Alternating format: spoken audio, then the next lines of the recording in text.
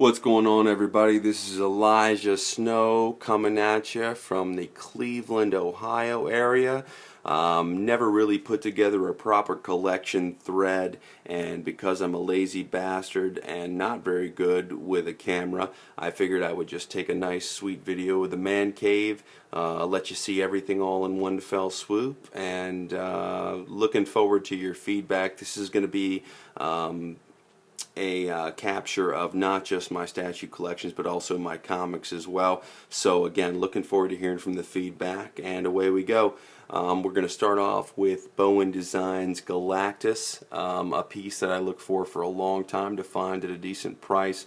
Obviously not in full scale because he would probably be about 6 to 7 feet tall, but sculpted by Bowen and really well done. Looking forward to getting some of the mini statues to display around him so you can really appreciate him in the scale that he was meant to be represented into. Next to him, we've got one of the best pieces in my collection, the Gambit Sideshow Collectibles. This is obviously the EX version with the kinetically charged cards. As you can see, extremely well done. We're displaying him with the Max head. I think only Max because he's got a cigarette hanging out of his mouth, but you can see the detail going into the cloth coat with some wire framing going on to hold the pose, and the beautiful X base. Really well done. And then, keeping with the X-Men theme, we're going to move on to probably my favorite character of all time. This is obviously Cyclops, and you can see I've got Cyc displayed without the bomber jacket in full quote-unquote comiquette form. Even though he is technically a PF, in my opinion the bomber jacket didn't really fit because he's only been in the comics with that probably a handful of times. This is really the way that Jim Lee and Chris Claremont designed him to be in the comics, and I think it's just an incredible rendition in 3D of how it was meant to be done. I love this piece. Next to him, we've got the recently released EX Sideshow Vampirella, and for those of you who have this or have seen it, I don't need to tell you too much about this piece. You all know that it is, in most people's opinion, the best female PF, if not the best PF that Sideshow has released in a really long time. The detail in the base, along with the fabric on the body, she is anatomically correct, and I think you guys know what I'm talking about, even though I'm not going to display it here.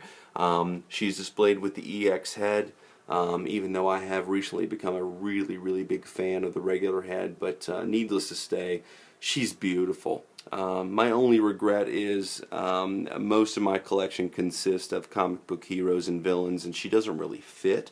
But that being said, small complaint to have. She's just an exquisite piece, and I'm so glad that I was able to get in on the ground floor, because this piece is going for some serious dollars these days. And speaking of serious dollars, we're going to move on to, in my opinion, and I know this is going to probably bring on the haters, but in my opinion, the best piece that Sideshow Collectibles has ever done. This is the Spider-Man comiquette from about a year and a half ago, based on the art of Ariel Olivetti. You can see the beautiful work that's done with magnets, keeping him attached to the base. A lot of people had some issues with the line work that was done on the webbing, and I was fortunate enough to get a really good piece. This is the regular, because I didn't see the justification in buying the EX, because all it came with was a print, but probably the best piece overall in my collection. Love this piece. It's just extraordinarily well done. And then, keeping with the Spider-Man theme, we're moving on to another piece based on Ariel Olivetti's art, which is the Carnage comiquette. For my money, even though he's not my favorite character, probably, technically speaking, the best executed piece that Sideshow's done in recent memory. I mean, just the detail in the musculature with the black, just the base, quarter scale comiquette. It is just, it's awesome. My only regret between these two pieces that I have yet to acquire the Venom, but if I have my way, I'll be getting it sooner rather than later. And then moving on to some smaller scale, This is the 6 scale recently released swinging hammer action pose Thor. I'm not a particularly huge fan of the character, particularly the rendition with the blue tights and the traditional Thor, if you will. But as you can see, the detail on the base is just fantastic. A lot of people were complaining because the base is mostly hollow, but that doesn't take anything away from the detail that was gone into it. But then the piece itself with the flowing cape, and then obviously one of the great things that Bowen's constantly trying to stay ahead of the curve with was the swinging hammer and the effect that's achieved through the semi-clear transparent resin is just well, just awesome. Right next to him, we've got a different manufacturer. We're getting into the Kotobukiya's here. This is the recently released Kotobukiya Archangel X-Force version. You can see, while Bowen's Archangel is beautiful, no doubt, this, in my opinion, is a superior piece simply for the way the wings are done. They're huge. The base is very, very nice. It's intricately detailed. This is just it's a beautiful, beautiful piece. Kotobukiya is a manufacturer that's come a long way in a short time, in my opinion. And speaking of that, we're going to move right along to the Kotobukiya Colossus, which, in my opinion, is the best Colossus statue that's been released. The Sideshow Comiquette kind of missed the mark with the lines on the face and the recent costume. And then the PF, which hasn't been released yet, I'll wait. The jury's still out on that. I passed on it. I wasn't a fan of the fabric, but this piece is just beautiful. It really shows the scale, the musculature, as you can see, particularly in the lats and the abs of Colossus, is really, really well done. I love the Danger Room session spaces with the Sentinel head that's being crushed underneath his feet. Really, really well done. And then, keeping along with Archangel and Colossus and the X-Men theme, the only piece I have in my collection from Diamond Select is, in my opinion, the best piece they ever released. This is an extraordinary rendition of the cover of Uncanny X-Men 137, The Death of Phoenix. You can see the full-on cover with with Cyclops, who I've already stated is my favorite character. The ripping in the costume, holding onto the base, grabbing Jean around the waist in her full Marvel Girl costume. This is extremely well done, and probably the best diorama that I've seen in recent memory. Going down, keeping with the X-Men theme, we've got a recent piece by Bowen Designs again. This is the Astonishing X-Men Joss Whedon and John Cassidy version of Cyclops. And then next to him, we've got the Kotobukiya Psylocke, which is a beautiful piece. I'm particularly fond, again, of the Danger Room session base. We've got the Sentinel hand that she's standing on. As you can see, it lights up, and you've got the effect of the phasing and the hologram effect, the solid hologram effect of the Sentinel hand, which is an effect that the Danger Room can have. Just extremely well done. Keeping with Kotobukiya, we've got Eric Sosa's recent sculpt of Deadpool. With the it does have interchangeable hands with Uzis. I chose to display them with the katanas. I think it's got a bit more of a dramatic effect, but again, really well done. I love the accessories that go on the base. Not a big fan of the property of Deadpool, but you take what you get. And then next to him, keeping with the X-Men, we've got Bowen Designs Nightcrawler, which is again really well done. You've got the smoke effect, the BAMF effect, if you will, from his teleport. And then below that, we've got, again, in my opinion, and that's all this really is, Bowen is known for their museum poses. They're few and far between with the action poses, and while a lot of people would tell you that they prefer the clear Iceman variant because there were fewer produced, I personally think this is a better rendition of Iceman. This is really what he looks like in the comics. The ice slide is beautiful. This is just a really exquisite piece. Moving on to a not so exquisite piece, Todd McFarlane's Miracle Man. As you can see from his face, the sculpt is not the best. However, at the time, this was the only Miracle Man statue that was produced, and as I'll show you a little bit later on, I'm a huge Miracle Man fan. I think it's one of the best comics, well, pretty much ever. And as a result of that, I was able to pick this up at a great price. I think I got it for 50 bucks. It is a good piece for what it is. For the price, I'm not disappointed. And we'll come back to a little bit Miracle Man later on.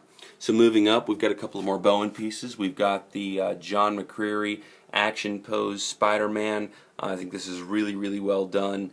You can see the peg action is great. He's only attached through his hand to the base, which I think speaks volumes to the physics that were involved in this, and the sculpt is very, very nice. And the next hand we've got Spider-Woman, recently released by Bowen Designs and sculpted by Mark Newman, who I think most of you would agree with me does women better than anybody. And then moving on, kind of tying that into Avengers, we've got more Bowen. We've got Vision in the classic pose from his first appearance in what I believe was Avengers 52, maybe 57, I'm not quite sure. But again, great, great piece. I love the detail in the cape. I don't have the phasing Vision, which I would love to get one day, but for right now, this guy will definitely do. And then next to him, while Hawkeye is not one of my favorite characters, this piece, in my opinion, is probably the best physical sculpt that Bowen's ever done. Just the detail in the piece itself, to the bow and the arrow with the string, and then the base is just so well done with different homages to different characters throughout the years. Really, really love this. And then again, keeping with the Avengers, we've got more Kotobukiya at the top. We've got a recent Captain America Reborn sculpted, well, in part by Eric Sosa. One of my favorite parts is the scale mail and the individual scales that are done. You can see here in the detail is extremely well done. This is a Change-O head. I chose to display the more traditional cap head. The shield's very, very nice. I love the pose, the utility belt. Just extremely well done. And then next to him, even though I love the action Thor, this is right up there again with the this is by Kotobukiya, but you can see the detail in the scales on the arms and the legs, the flowing cape, the detail in the musculature, the matching base to the Captain America Reborn. Just an exceptional piece. Really, really happy with it. Moving over, we move into a little Marvel Cosmic action. Adam Warlock, while there are two versions of this is the Adam Warlock I grew up reading. The Cosmic Jim Starlin Adam Warlock. Really, really well done. One of the few pieces that you'll see these days that is all one piece. He's attached to the base, no pegs, and extremely heavy. But love this piece. Down below, keeping with the cosmic theme, we've got some Inhumans going on. Black Bolt, which is considered by many to be a Bowen Grail. Not too many produced, very hard to come by, and extremely well sculpted by, again, Mark Newman, who also did his loving wife Medusa, who had a tremendous amount of pain issues, as I understand it from production. I was lucky enough to get one that was pretty well done, didn't have any issues, and love these pieces, especially displayed together. And then again, keeping with the cosmic theme, we've got Hard Heroes, Seth Vanderbilt, Gladiator. There's only been two fully 3D renditions of Gladiator in 6 scale. One by the one you're seeing right here, again by Hard Hero, and another by Bowen, which is also very nice, but for my money, this is the definitive Gladiator. I love this character and the sculpt. And then next to him, we've got Modern Nova, which was voted Bowen's Statue of the Year for 2000, and I believe it was 10, maybe 11.